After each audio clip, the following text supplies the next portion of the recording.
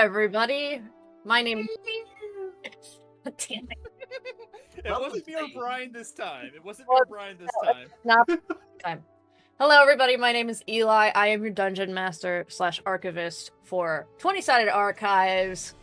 Welcome back for episode 16 of Chronicles of Umaria Shadow Falls, which is chapter 1 of the Chronicles of Umaria chapter 1 Shadow Falls, episode 16.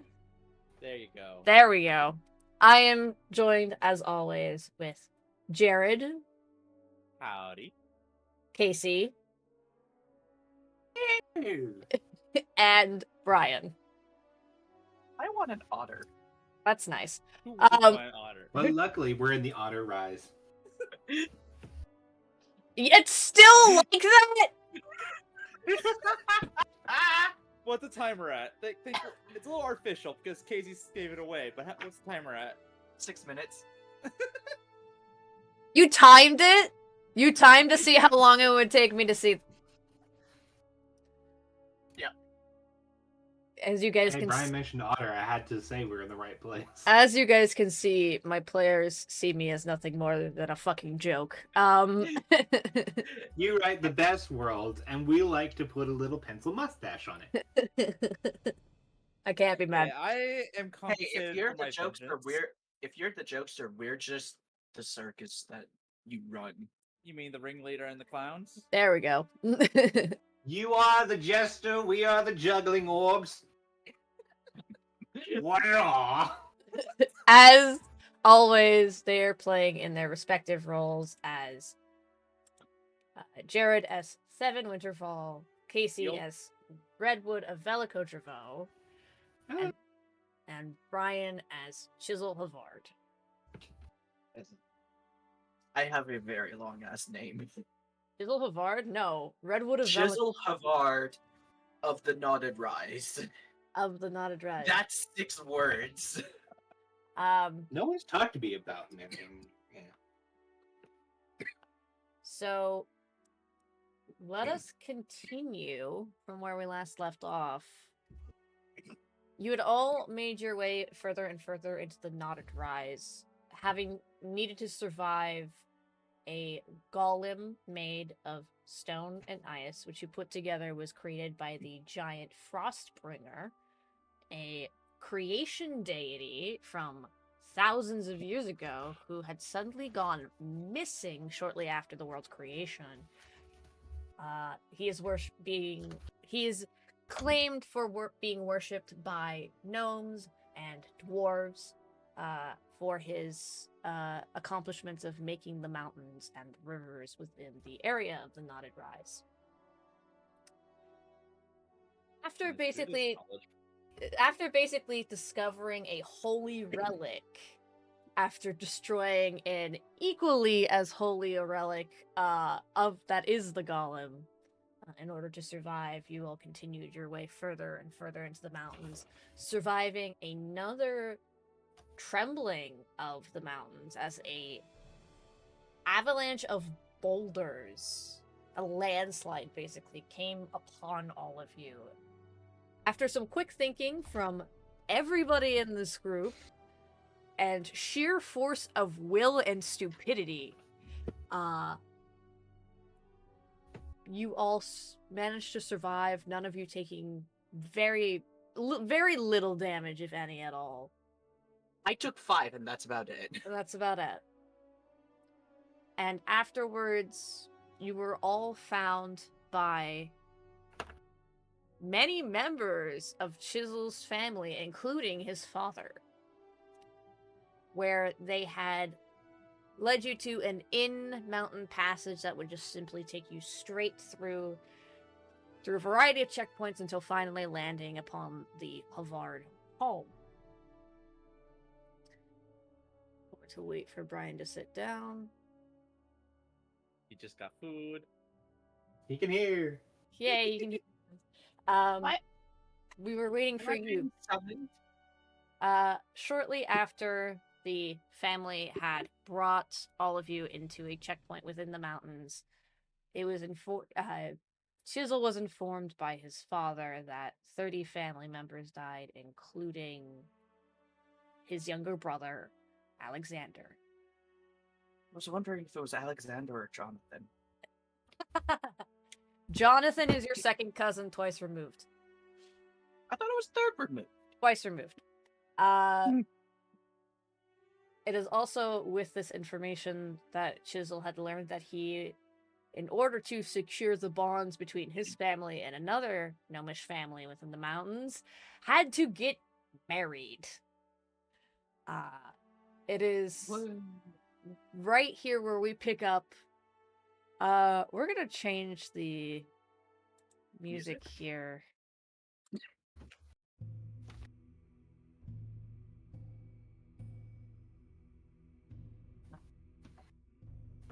Feels a little bit more ominous than what I was trying to go for, but okay.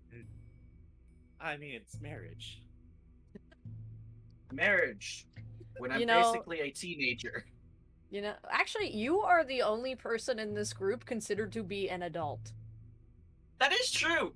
And acts Which the is most weird. childish. Max the most childish, which is hilarious.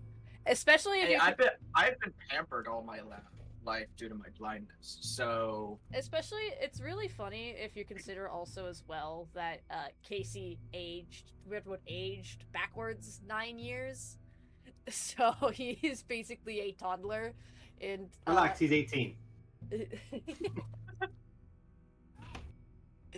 But anyways, we actually pick right back up where we had left off. Chisel, you were standing beside your father, Redwood actively mending the stone wall that you had shattered for fear of his life because of the thousands and thousands of feet drop to the deep parts of the mountains. Your father is looking at you with a, like, surprise kind of expression, after having dropped two extremely... two sides of like extreme. Yeah, like two points of, like, extreme emotional burdens on you all at once. With both the death of your brother and of the fact that you need to get married.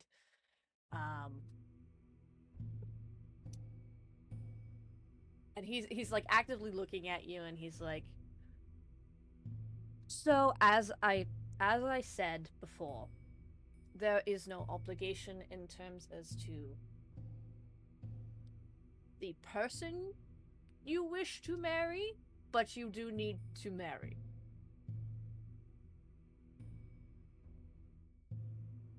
Love.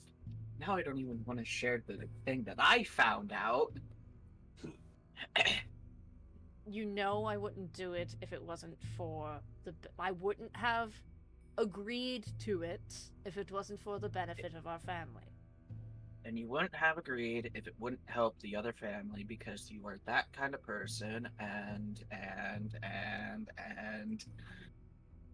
He just kind of pinches the bridge of his nose for a second and goes, the blight, ever since it hit all those years ago, around the same time that you had left, has left a great gouge in the stone foundation that is our family. We have been doing everything we can to keep ourselves afloat, but as you are aware, it is hard, Chisel. We are working with scraps.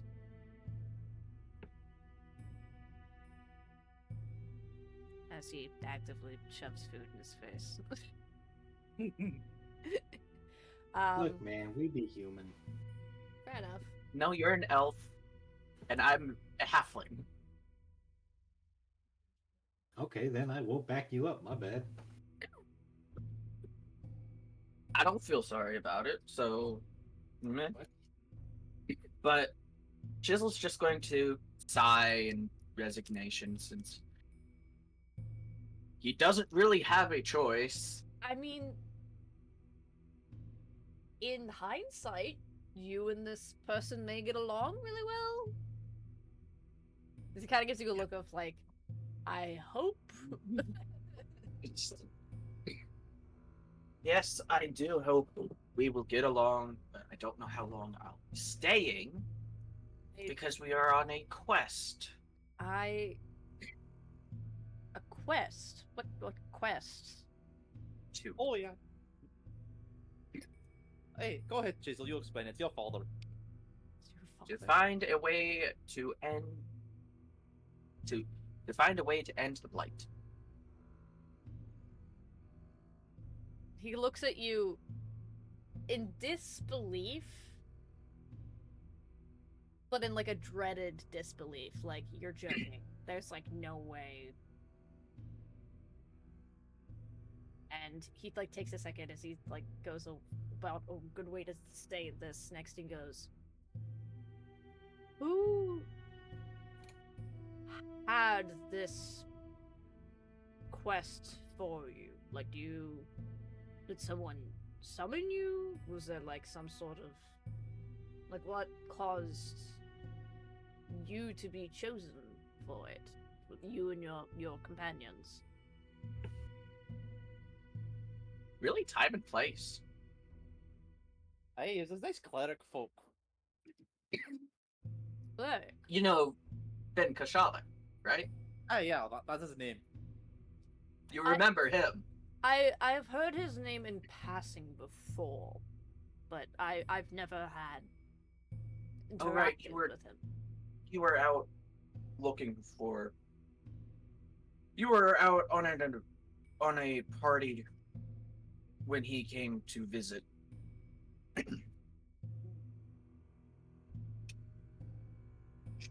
You know, Mom would not stop blushing when she saw him. Not to bring that up. You may be 50 years old, but I can still ground you. I don't think that's really No. your power anymore. No. I think that No. I think no. that's my spouse's power now. No. Quiet. I don't want to hear it. No. Smart man. He gets it. Happy spouse, happy life. Doesn't Happy ri- spouse, doesn't- happy house. Yeah, it doesn't roll off the tongue like happy wife, happy life. Yeah. Happy spouse, happy house. Your father sighs and goes, I can't argue with you, but I really, really want to, because you've once again begun to push my buttons. You were wearing your fancy shirt. I swear. I think On which there's god? I think there's like this moment of between the two of you where you're just like settling back You into won't win. of like settling back into that group of like family banter between like father son and everything, despite the fact that it's been like 5 years since you last saw him. And I think at that point everything just kind of becomes a little bit more lighthearted. I'm gonna see if I can find lighthearted music that doesn't sound like ominous war drums approaching. Oh, by the way, Dad, on the Hmm? way here, we fought something. What did you fight? A golem. A golem? What Mm-hmm. What do you mean, a golem? It was a rock golem, and I just show him the frozen core. His jaw instantly drops. He sees the core, his jaw drops, his eyes widen, and he goes, "Where did you find this?" Oh yeah, Redwood ripped it out of its gut with his bare hands. You fought it. Yeah. It's It like a tried to squirrel. kill us. It's been Guess whose signature? Whose? Who made this? Spring? I think you say that, and there's like a moment of like Everyone just stops. there's like a moment on his face where he just like full on just blank mind trying to like blue screen face of just trying to process what you've just told him. And Now you know how I feel after all the trauma you just dropped on me.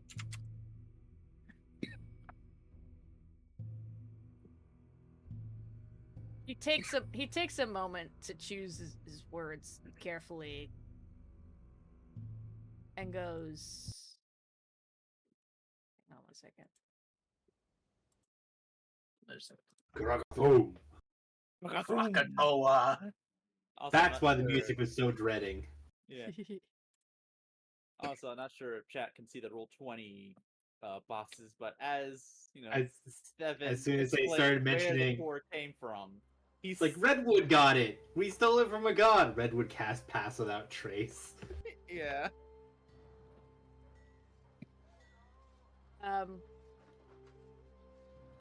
But as your father looks to you in this moment, understanding the weight of your words and the fact that you've mentioned the name Frostbringer in a context outside of religious connotations, he looks to you and goes, "That... how is that possible? His golems haven't been seen for hundreds of years."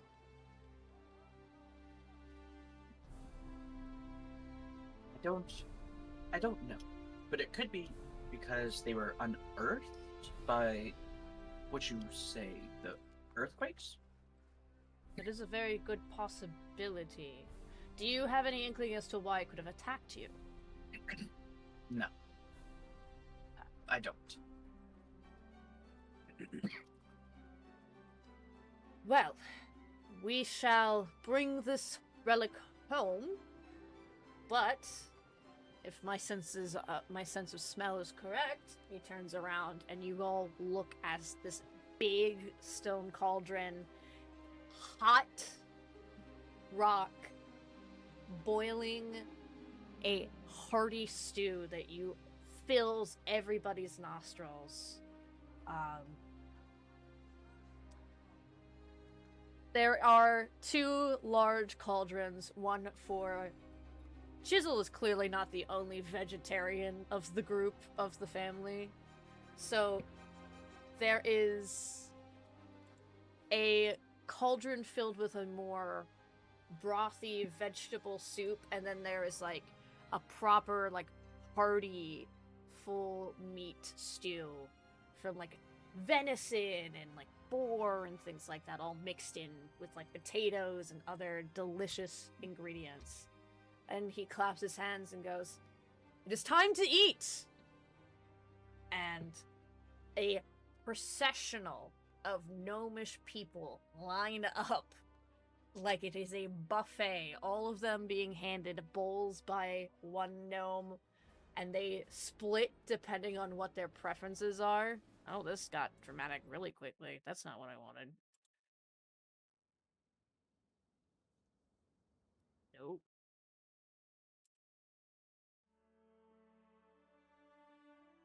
We'll continue with this, I guess.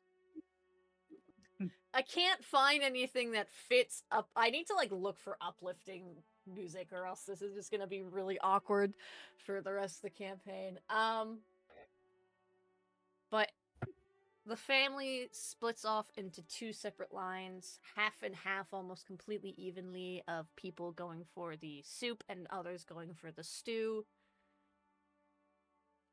Two little gnomish kids, like young, like what you could assume to be like teenage to young, like late teens, young adult for gnomes, approach you, Seven and Redwood, and hand you both a expertly carved wooden bowl and spoon for you to eat from. and basically just like beckons you forward to eat. It's clear that the way that things work in this family is that guests are fed first before, are served first before the rest of the family. So they kind of usher you forward, both in the get food because we're all so hungry and there's a lot of us, and please eat because we can tell that you guys have been eating scraps for several days. Some good old Southern hospitality. And a little bit of please eat because this will not survive in the next hour. Yeah, there's like gonna be nothing left for anybody. So scouring this buffet, is there any meat? Yes, it's literally a meat stew and a vegetable soup. Okay, there's like two. So the way that it works is like there's a big, really like big loaf of bread between like the two different cauldrons that have been set up. Both are still actively like having fire underneath them. You actually look, and underneath one of them is Shrub acting as like a little fire source, because you guys have all just kind of like were doing your own thing with Jizzle, and she's like, I'm gonna keep myself occupied, so I'm gonna sit under here. So there's like a simple vegetable one, kind of like a wedding soup without like the meat in it on the one side, and then there is a proper hearty, full like beef and venison type stew. Opposite of One it, like on the stew, other side. and the other is Brunswick stew. Yes, so it's like hearty stuff. He's gonna take his bowl or plate or whatever, go down the line and just get as much meat, cheese, and bread that he can fit onto one serving as possible. So there's probably a little hanging off the side as he kind of goes sits down. This is a precarious balance of everything that you put into this bowl. I think it's like a bowl and like a plate that you have. So like there's like the stew is like topped off to the rim top, and then there's like a plate that's just stacked with cheeses and breads that you have managed to somehow start precariously walking away with, like tense shoulder style. Actually, go ahead and give me a dexterity check to see if you can keep everything together. 24. 24! Okay, great. So you managed to keep all of your food on your plate, which is impressive because so many people are watching you nervously, like, oh god, that bowl is so gonna tip. But you... Redwood is going to cast a little mage hand to help stabilize it from a third point of contact. Excellent. You help cast mage hand, help keep the plate up. And then Chisel, Redwood, you guys are free to also eat, grab some food. There's plenty. I think they actually give you guys a little bit more because of the fact that you are not gnomes. So they give you probably more than what you would normally eat in a regular meal. I think Redwood, upon like reaching the area of food, is going to do like a little bit of a ritual. Is going to cast Purify Food and Drink. Not as an insulting thing, but just as a wellness thing, because we live in a place where sickness is very, very common. So it's just sort of a druid's duty to make sure everyone is okay by just checking things. Roll me an insight check if you would be so kind. I just Spell's already been family. cast. The spell's already been cast. 20. You cast Purify Food and Water as a ritual. I think I used the first level spell slot and just use it as an action. Okay. You cast this spell over the mounds of food and drink set before you and the rest of the family as you approach. And there is a sense of wonder at seeing such magic be naturally placed. They are not offended by your actions. In fact, they are incredibly grateful because they live in the mountains. Finding food that is naturally clean is tough. And sometimes, you know, there is a chance that something that hasn't been washed slips into the meal. So you can tell that they are grateful for it. And I think one of the servers who's helping gather food onto your plate gives you just a little bit of extra cheese as a thank you. Redwood is very grateful for the hefty portion, but we've had good berry this morning. You have to eat. It's Could sort of I like make- when you go to a barbecue and you didn't think there'd be that much food, and everyone's handing you things. You're like, okay, God, and then you have like the paper plate of shame where you put it upside down at the afternoon. Could I make something canon? What would Yeah. you like? What would you like to make? Canon? In my family, magic is rather rare. I can. Yes, that makes sense. Magic is definitely something that your family does not see very often. Like I would say I don't think maybe any. 2 people out of the entire like 90 had magic. It's that rare. I don't think your family would have magic at all. I think your family would have seen it before, but I don't think that they themselves can cast. You guys, I'm okay with that. you guys live in the mountains, pretty isolated from any source of outside influence. Oh God, this is a fighter and barbarian household. Yes, it is. So I think that's the case for that. But they're clearly appreciative of Redwood, of your kindness towards the food and the care that you have. I would like for you, as a matter of fact, within your bonds sort of section, within your character sheet of like alliances, and companies or whatever, I would like you to put the Halvard family as one of your one of the group members that you have. I would also like to suggest that you all do, because I forgot to give you these as well, if you could do the... If you could also add Van Kashale and the Princess Arissa Blackthorn, along with the village of Emuum. So that make sure you have all of those marked down in those as well. Oh, and Nuntius. There's also Nuntius. I forgot about that. I'm not Nuntius' ally. You refuse. So Venkashali, Arissa Blackthorn, Nundius, and Emium? Mm-hmm. And also add the village of Flexath. Flexath. And then specifically add Stava as an ally, Bella as an ally, and then I know this is a lot I'm throwing at you guys at once. And then This could have been an email. and then Redwood, if you could specifically add Ithis as one of yours.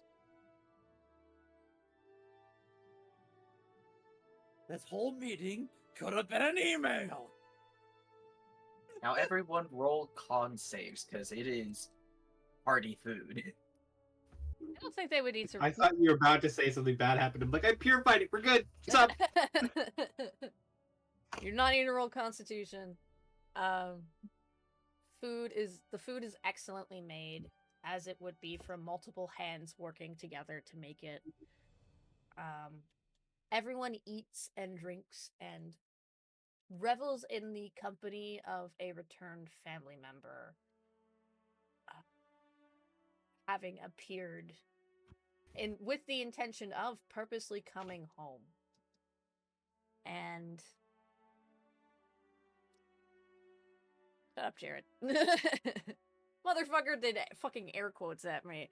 But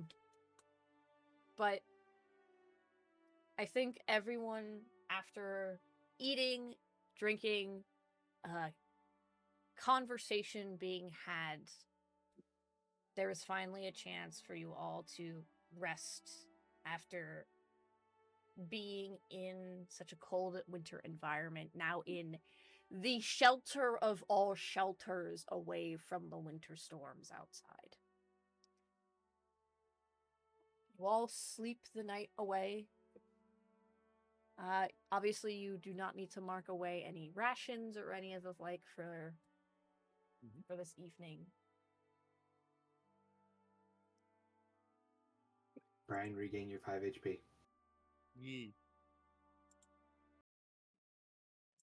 I also gained my headband. Yee. Izzle, you are asleep. But you feel in your dreams are roll More me eventful. a basic wisdom check if you would be so kind. Oh boy. Nat 20. What the 22. fuck? This is just Start this, strong. this is just chisel, by the way. This Oh. is just a chisel thing. No, I By the way, appreciate your for- eagerness. By the way, for everyone who can't see the screen, I have a +0 to wisdom, so it's literally a nat 20.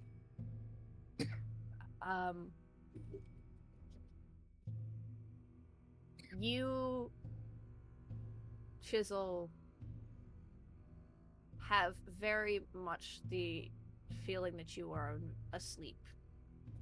You are very much in a state of lucid dreaming in this moment. He's getting lower in his chair. Can you not?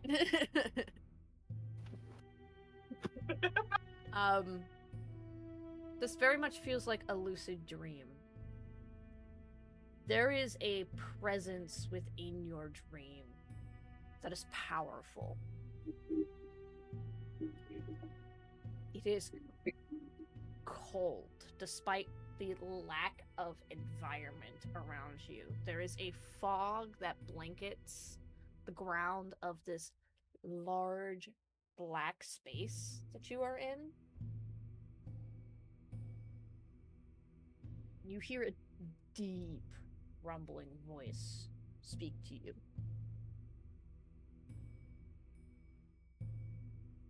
You had called me. The voice echoes in a way that you cannot discern specifically its direction, but it is powerful, it is booming, and you feel it vibrate your very bones. You have called me to save your life, and in return, you will aid me.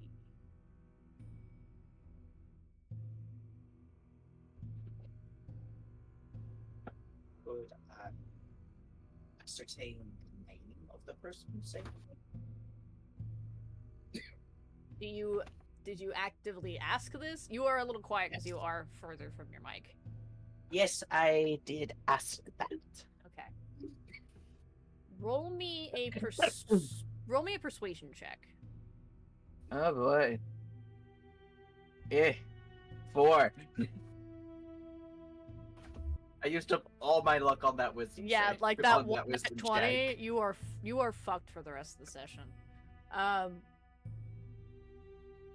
There's a pause as he the voice considers your request, and he goes, I go by many names. Doug. Shut up, Casey. Sorry. Chocolate thunder. No. No. But you may call me. Different kind of dream, Brian. I was quoting SAO abridged, excuse me. I sorry. go by many names. To give you one would be pointless. Not until I have your word.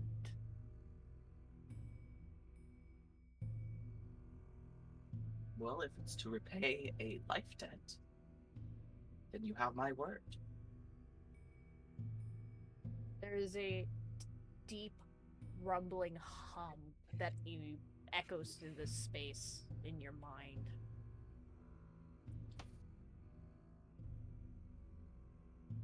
Your companions touched by forces from beyond. Are they trustworthy?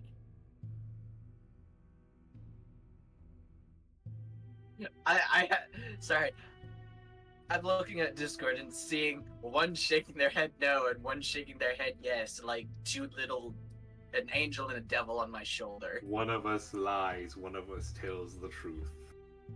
Is Just- he dead? No.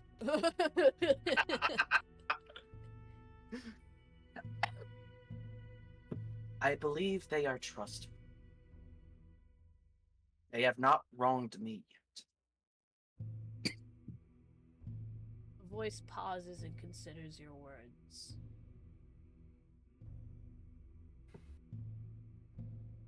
Return to your home and find me when you do, and we will discuss your debt repayment further.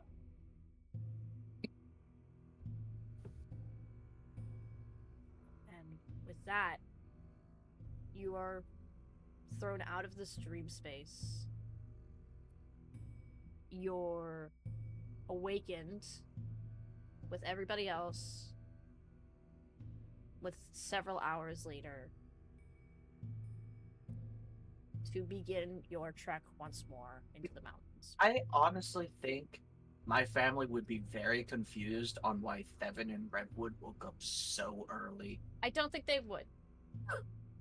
I don't. Why not? They are secluded, but they're not oblivious. There are family. How many elves have traveled up?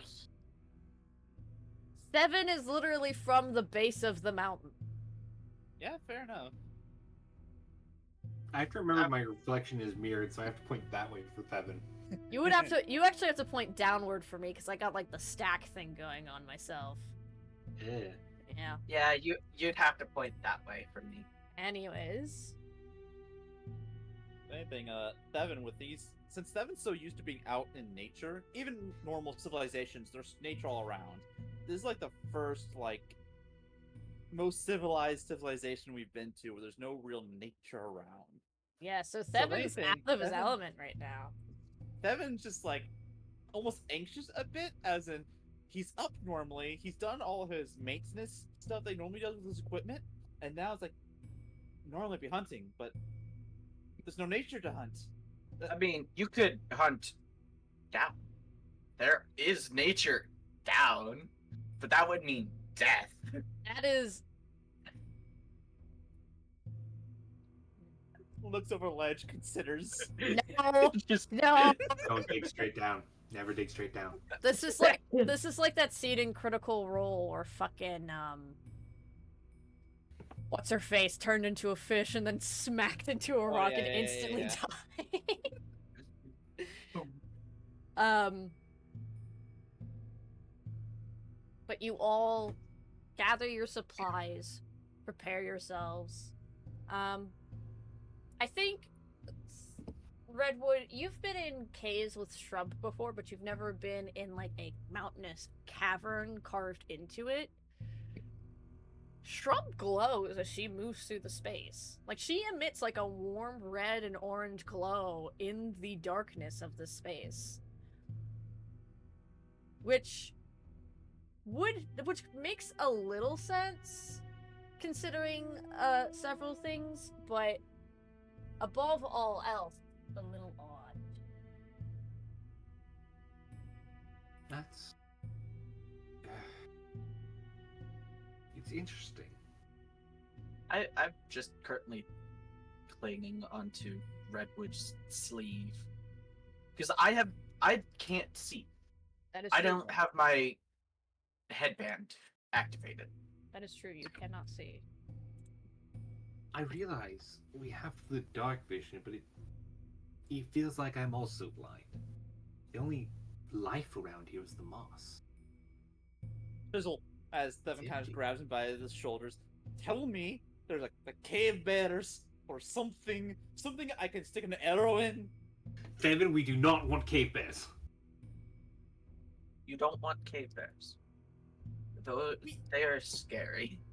We've killed trolls before. I'm not afraid of some bears. Chisel tries to make Evan go quiet. Because his family is very protective of him, and learning that he fought trolls with just a hammer. Just, Devin, can you not? We've fought undead priests before. Giant plant monsters, beasts beyond all imagination. And Yes, swamp but in those monsters and situations, we beasts- have the ability to move around and run away. We're kind of in a fucking one-way passage. You You all can play the opposite direction. roll me perception, everybody, please. Is this doesn't matter. I have disadvantage. Yeah. 2. Those... Well, if it's by sound, we are in a cave. 24. It's probably not. It's by 17. probably side. It's by sight. So you all look, like you guys start talking and you realize that the footsteps around you have gotten quiet along with the chatter, and you look and you see all of the people have turned their heads to you upon hearing that you fought trolls, undead priests,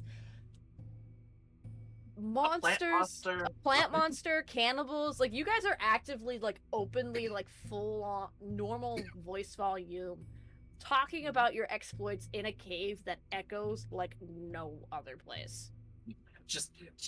Redwood like looks around at the. Redwood looks around at like all the people standing. Did we do something wrong? I think I'm going to be yelled at by mom. I think your father, Chisel, just kind of gently pats your shoulder, understanding that that is your fate and there's nothing he can do about it. The Before whole family will know. approaching, like, you, Redwood, and Seven and go. Where did you see these trolls by chance? Oh, it was way down south. Around the green lit hills. It was past the river where they shouldn't have even gotten to. Hey, yes. I almost fucking died. We've all almost died, but we're still here and kicking around. I've been pretty safe. Your Chisel's father kind of nods.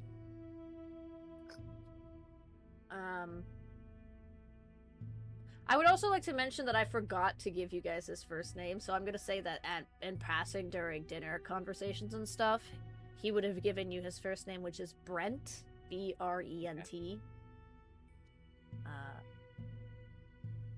And he looks to you guys and goes, right, okay. There is so much that you are saying right now that is incredibly concerning. I hope you understand that. Like, there's all of the things that you have told me and our family here. You can understand that we're a little concerned, right? Aye, but honestly, let's be honest here. The Blight is probably going to destroy the world if no one does nothing. And we're doing something. Please shut up. Also, You're just digging a hole deeper. If you think it's scarier to hear about these things, we've had to do these things. Stop digging holes, I'm not. please. I'm not. Most of them were let's be honest, most of them were fun. Stop Almost got my digging arm holes. ripped off. Aye. Your dad just kind of looks to you with like Brent looks to his son, like looks to you, Chisel, and like you see his face just goes pale. Can I have a shovel? You've already I'll dig my own grave. it's already been dug for you. I'm sorry. It's that is nothing I can do. Mom's gonna hear about this and I'm going to die. Your mom is going to be pissed. Your mother is going to be incredibly angry. Oh no. We're gonna go ahead and move a little bit ahead. Thanks, guys. I don't know what the problem is. If my village was still around and we said all this stuff, we'd be treated as heroes. But no, apparently it's taboo to have some fun around here. No, it's not taboo. It's just they're very protective of me. You all continue further into the mountain. And as you move, I think you start to realize that this is truly the heart of the place. As you arrive in these beautifully carved, elegantly made stone pathways and arches and pillars. Truly, I know I said this last time, but this is like the best comparison for this place and the way it was built is comparing it to The Mines of Moria. the mines of Moria and the dwarven kingdom within the mountains in Lord of the Rings. Literally almost any other dwarven kingdom you can think of. It is, but there is like a certain it's not all sharp edges like you would expect from a dwarven place. There's curves, there's beautiful mixtures of various stones in this place. All of it incredibly well maintained as well. Not truly no cracks that would be considered concerning in their placement within the stone. Furs line as carpets in various spots of halls and corridors of this massive place, and you see basically a decent-sized village worth of people moving around as soon as you arrive. A small group of them welcome you all and the party that had left with open arms, celebratory that they're all safe. Go ahead. Could I do something? What would you like to do? So, I would like to walk up to a wall full of names and search for Jonathan. Not Jonathan. No? It's Is it Jonathan? Alexander? It's Alexander. Alexander Hamilton. I have your brother's name written down. Thank you very much. Good for you. I don't know how to write, so... Well, that's awkward. But... Casey has it written down. Okay, I don't know how to write. You're stupid. To be fair, But- Redwood would have it written down as well. But I would like to search for Alexander's name. Do you use it through the band? By Like, by touch? By touch. Okay. By touch. Roll me investigation.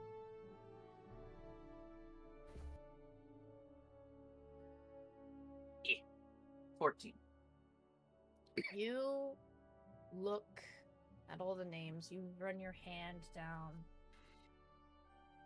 There is, for everyone else, what they can see is there's like layers of like stone sort of shelving / ladders made to create the ability to add more names by going higher up or across the walls. And it doesn't take you very long to find your brother's name amongst them. The stone is freshly carved where his name is placed. It is deep. It does not show signs of wear in it from years of, wind and things acting as outside forces to sort of start scrubbing away the names that your family religiously maintains on a regular basis, but this is fresh. Where would you say the name would be? I Would it think be slightly closer to the ground or closer to the top? it would be closer to the ground. You wouldn't have to climb up for it. Chisel's just going to kneel in front of the name and place his forehead against it. You're gonna make me cry, and I'm your dungeon master. Go fuck yourself. Okay. You place your forehead against it. And you close your eyes. Redwood I'm and home, little brother.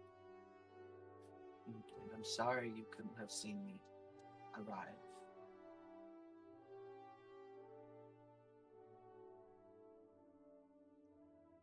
for Redwood and Seven, I would like you both to roll me Arcana or Religion.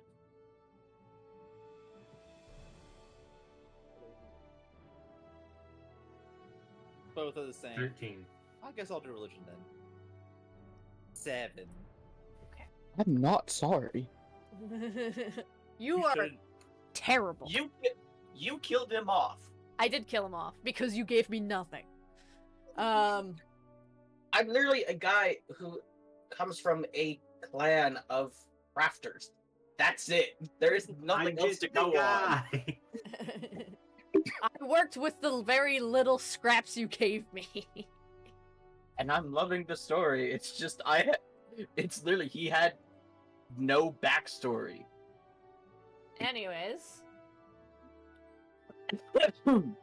Redwood, you watch as Chisel presses his forehead against this recently carved name among many others in the stone. There is a moment of profound magic in this moment that I think catches you off guard. Chisel has never cast any sort of spells or anything like that.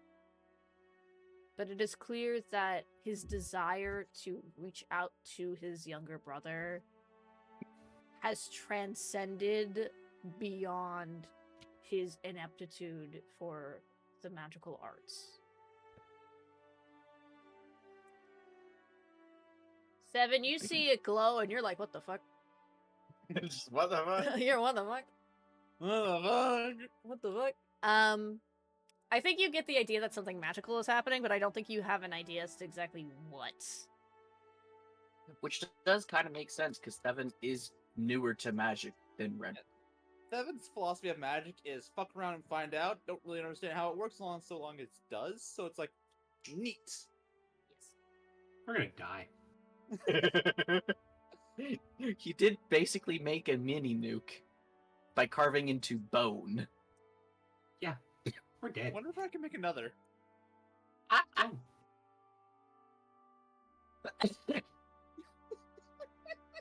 It means that you would have to roll the exact same number that I would have to roll the exact same number on the table in order for that to be plausible.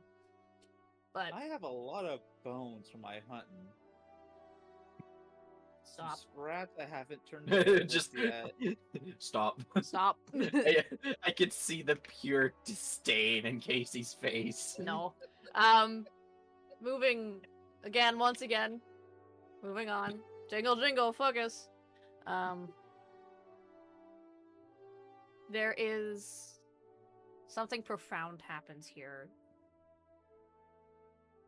And Redwood, I think it catches you off guard because of the fact that Chisel is clearly not one to use magic. But roll me a perception, Redwood, if you would be so kind. natural 20. You watch Chisel press his forehead to this name of his younger brother, Alexander. The name glows. And you see something that no one else can, due to your connection to the nature of the land, to the divine, to the arcane. All of it interweaving to give you this specific moment of sight. A young gnomish boy kneeling beside Chisel, a hand on his back, a smile on his face. Do you happen to have the ability to read lips? No. You see him mouth something to Chisel, but you do not know what it is that he says. But I think what ends up happening is you see this interaction, you see his form, unlike everybody else who cannot see him. And then he looks to you, Redwood, and smiles, and disappears in a wisp of silent wind. Something incredibly profound happened here. While you cannot exactly put your finger onto what it was that had happened, you know that something was given peace.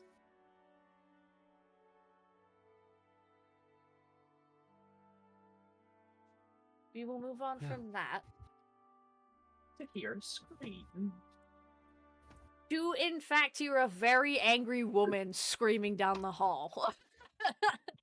Just Not the right scream. Not scared. She makes you scared. Hey, Redwood, why would a cast pass without trace? He is mad. Let me see if I can put down the correct. do you choose me? Please. I think it's up to 10 creatures, right? It is, but he has to choose. I think you He just can literally choose the entire If party. I make except for Chisel me. invisible, I catch some of that drift. If I just make myself and a couple of other people invisible, we don't catch the fallout. I think what ends up basically happening is like you just hear like this set of very angry footsteps and as she like stomps through the hall, like her voice echoes.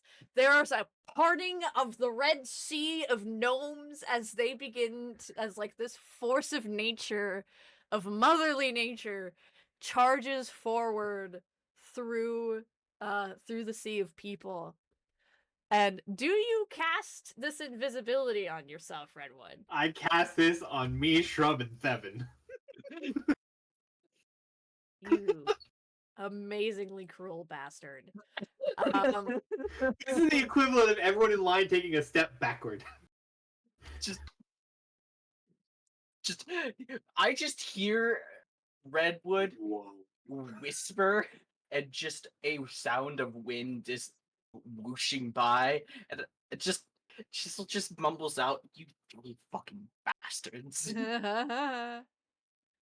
Yeah, you all hear this angry woman shout, "Where is he?"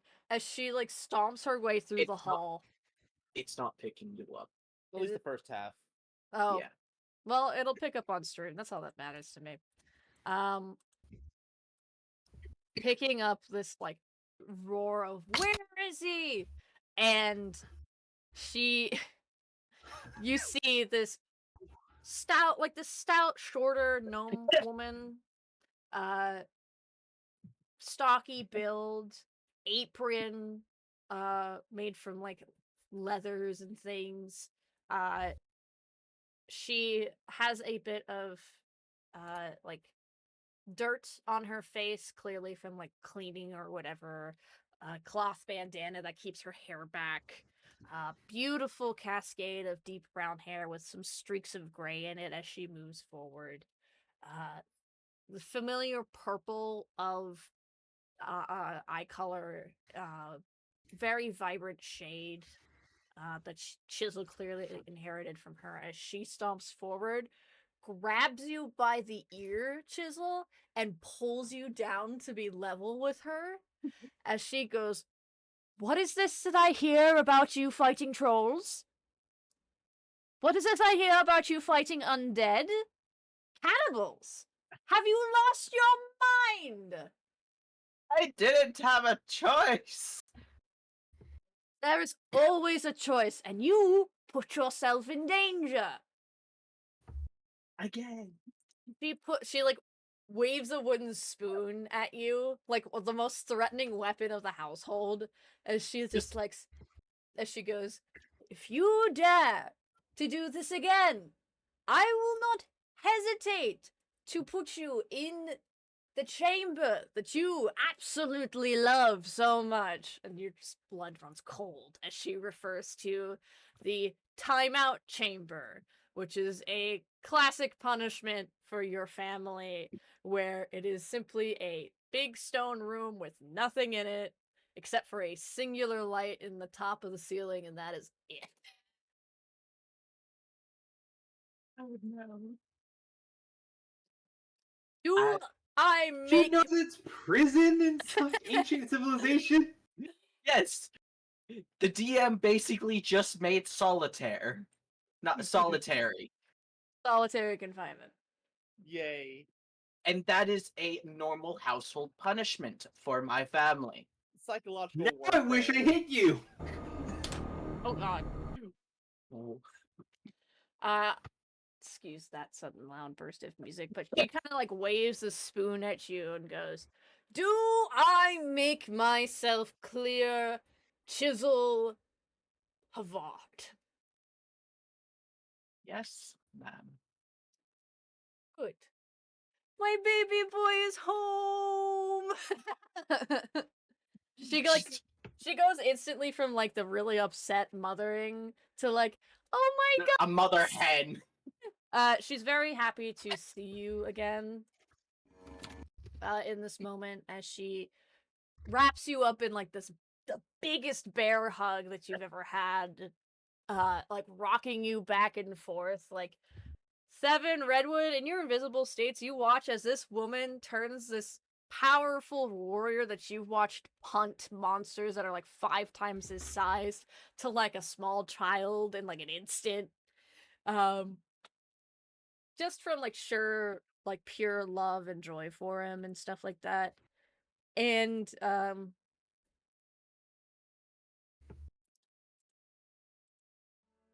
there's Redwood lets go of Shrub's muzzle and puts her on the floor.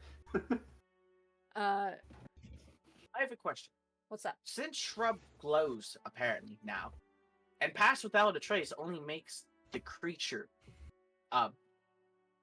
invisible, would the glow be invisible?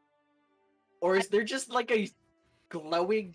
It is a Or- veil of shadows and silence. It's very muted, like putting a black sheet over everything. Or being monochrome, like apparently my camera is currently. There is a you Put some all color in your life. you all watch as like this exchange occurs between Chisel and his mother, and once other members of the family who have been here awaiting the arrival of the party and everyone comes in, once the word starts to spread properly, there's just like a flood of people who come in eager to welcome a boy home. And his friends who mysteriously disappeared. And his They don't know you're here yet. and they're You guys are... No. you let also Redwood, did you actually let go of Shrub's muzzle by chance? Yeah, I let the spell drop as soon as like, okay, we're clear, we're clear. I think Shrub looks up to you, Redwood, and goes, "There are so many people." Yes, I was trying to keep a track of the family tree, but it looks like it's more of a hedge. It is a jungle of people. Like, there is so many, from kids to teenagers to the, like, grandparents, great-grandparents. There are so many people here. And I think it, like, to you, Redwood, it feels like it feels like if your village got, like, the size of your village got duplicated and then put into a single space. A very large space, but still a single space. Still a single space. I think Redwood, the fucking child who travels alone with his one little fox, is now incredibly fucking overstimulated and is just sort of quiet and staring.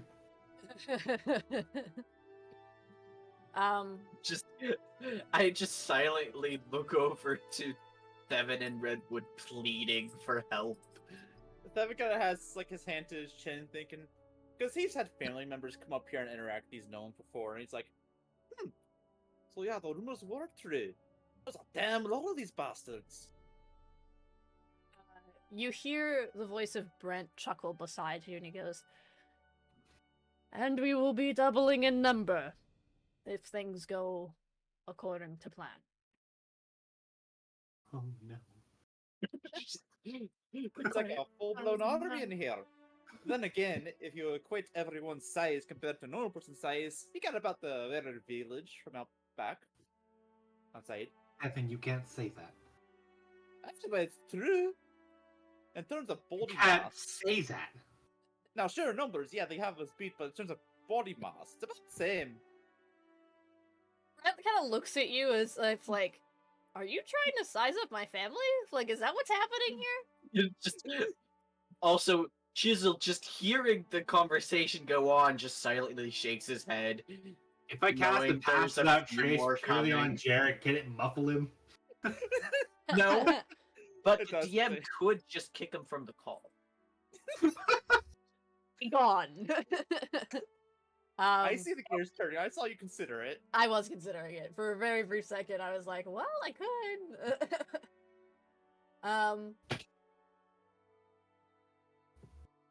There is a profound sense of joy in the room as this is a family who had lost many not too long ago, and one has returned. The lost son has returned. The prodigal son has returned.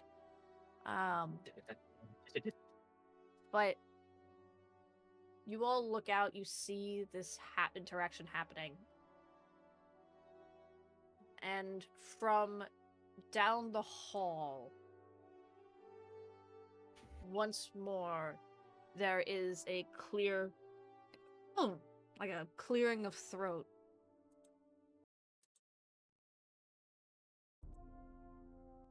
From an older looking gnome. He has a wooden walking stick in one hand with a stone affixed to the top. He holds himself with an air of authority that is different compared to your father of Brent, who is, you know, the head of your household. This is a man who, the best way I can describe it is very clearly kind of like a king in terms of the air of authority he has about him. He is actually also taller than the average gnome within this place. He is about, you know, 5 feet in height, which I know is not impressive to the 6-foot fuckers that are in this call. But he approaches you, Chisel, looks you up and down. You know this man. You met him before. And he looks to you and he goes, so you've made it back in one piece. I'm impressed. Roll me a history check to see if you can remember his name. Doug. Actually, I'm good at history. 9. Now, apparently. Not enough. I You- just used up all my luck, okay? Just, You look at this man and you try to recall his name, but it doesn't come to you at all. You know you've met him before. You just don't remember what when. about his title? Do I remember his title? There wouldn't necessarily be titles in this world, unfortunately. No, I mean, like, priest, guardian, stuff like that. Not noble titles, but job titles. There still wouldn't be one for him. Okay. But you do know that he is kind of like the head honcho of the family that is clearly here to like seal a pact with yours. Oh my god, guys! It's the ever-smoking Craig. Well, Casey's going to be kicked from the call. I saw all fucking emotion leave Eli's face in that moment, and I severely regret my words. Nah, don't. It was great.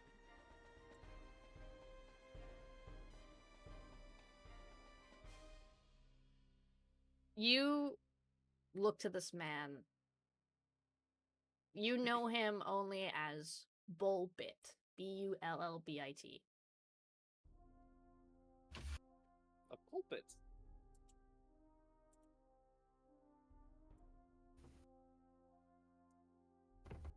He looks you up and down, gives a sort of like a humph of approval as he sees how strong you have gotten within this past 5 years and goes,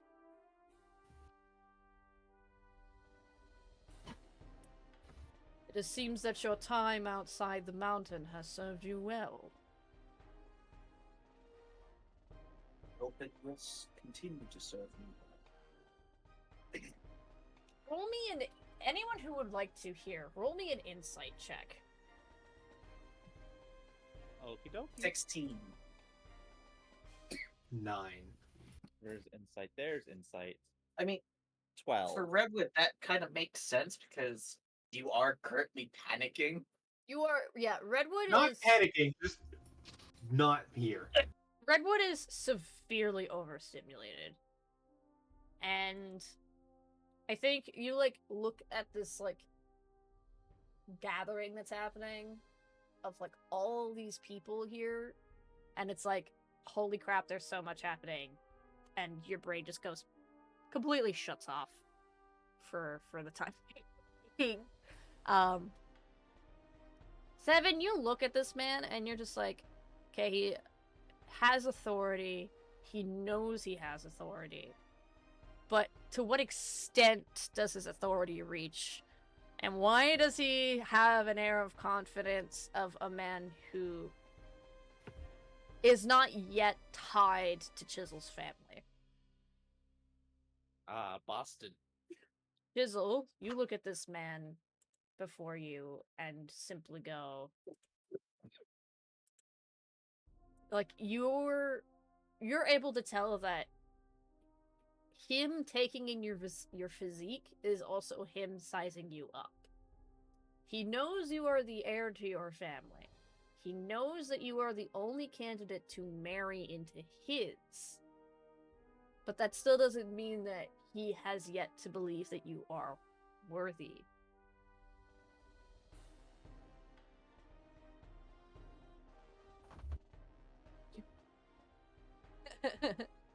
And he looks to you and goes,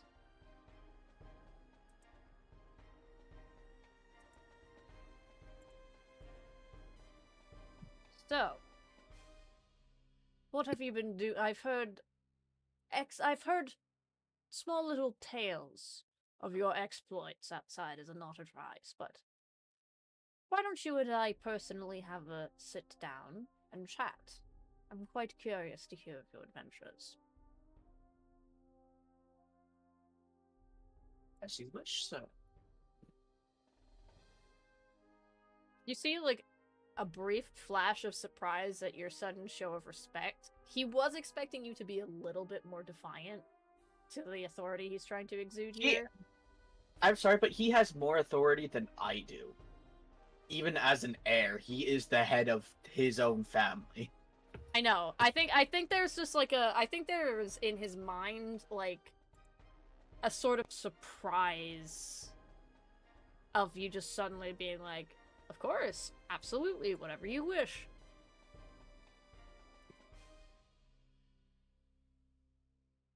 And he goes, excellent.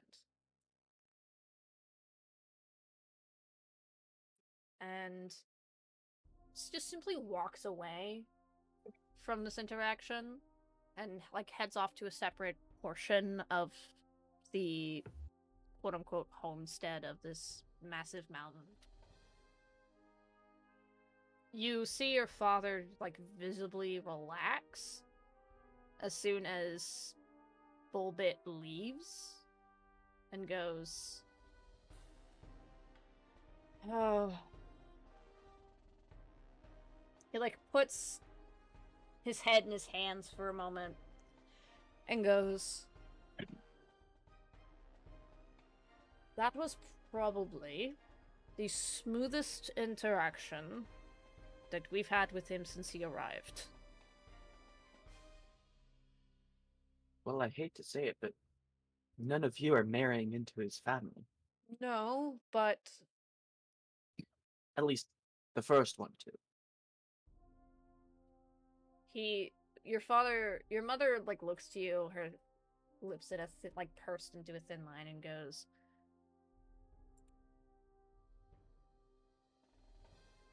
you may not remember him fully, but he has visited our family before to discuss other sorts of business matters. None of those interactions with him have been particularly pleasant.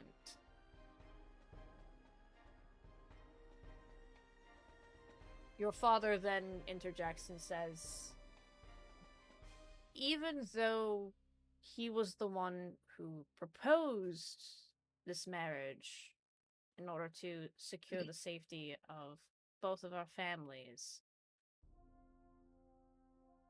we are unsure if it's truly for that in specific or if there is another motive behind it, which makes us a little nervous.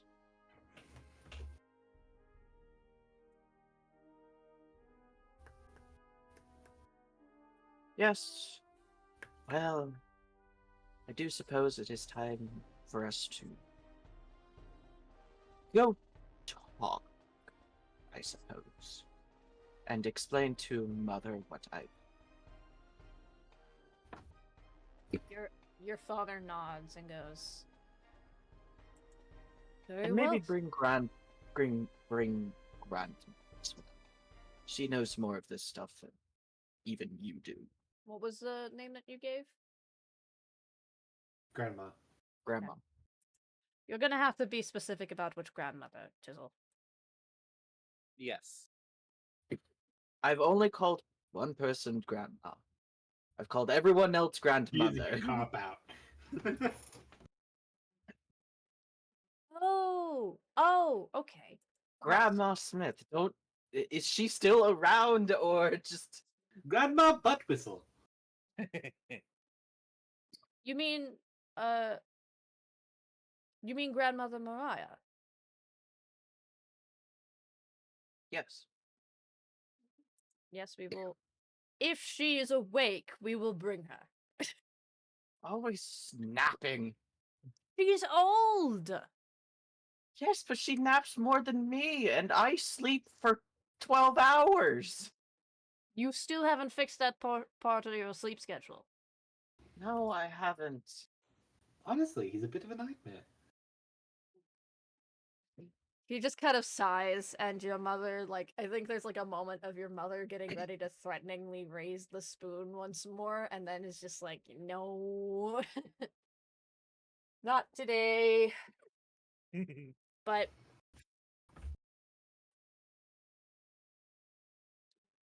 your father nods, looks to you, separates, and merges cleanly within the sea of people.